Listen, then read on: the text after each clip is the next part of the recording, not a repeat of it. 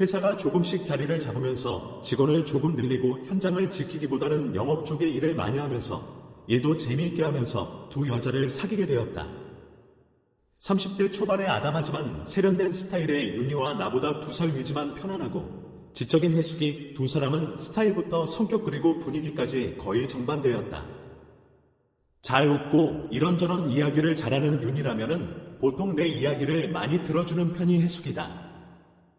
한동안 전혀 말이 없던 윤희가 술 한 잔을 하면서 드디어 한 방에 모든 걸 이야기를 했다. 20대 중반대 미용실 중견으로 있을 때 사귄 남자가 일반 회사원인 줄 알았는데 임신을 해서 동거를 하게 되어서야 알고 보니 사채업자의 일을 돕고 있었다. 말이 사채업자를 돕는다는 거지. 알다시피 사채업자 밑에 일하는 애들이 하는 일이란 게 뻔한 것이고 연애할 때는 몰랐는데 동거를 시작하고 보니 거칠고 술을 마시면 폭력적으로 변하게 되었단다. 아이를 낳고 혼인신고만 하고 살았는데 점점 심해지는 주사와 폭력을 친정에서 고소를 해서 이혼을 하게 되었었다. 다시는 남자를 안 만나겠다고 맹세를 하고서 한동안 그렇게 지내다가 단골 남자 손님 중 하나가 전부터 친절하게 해주었는데 어떻게 하다 보니 사귀게 되었고 이혼을 하고서 아이 하나를 키우고 있다는데도 다 이해를 하고 결혼을 하게 되었단다. 그런데 미용실이란 곳이 은근히 괜찮은 직업이다.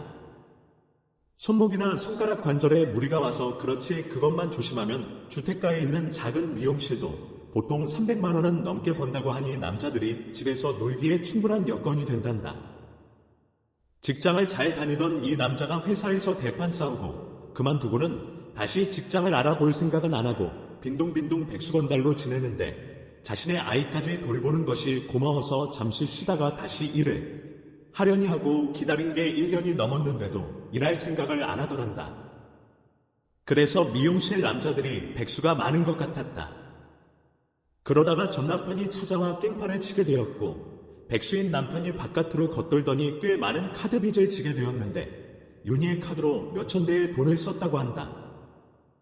전 남편 일과 카드 빚이 빌미가 되어서 다시 동거를 정리하고는 겨우 빚 정리를 좀 하고 살만할 때 남자를 소개받아서 데이트를 하다가 또 전 남편이 찾아와 난리를 쳤단다. 집으로 미용실로 찾아오는 전 남편 때문에 모든 게 조심스러울 수밖에 없었단다.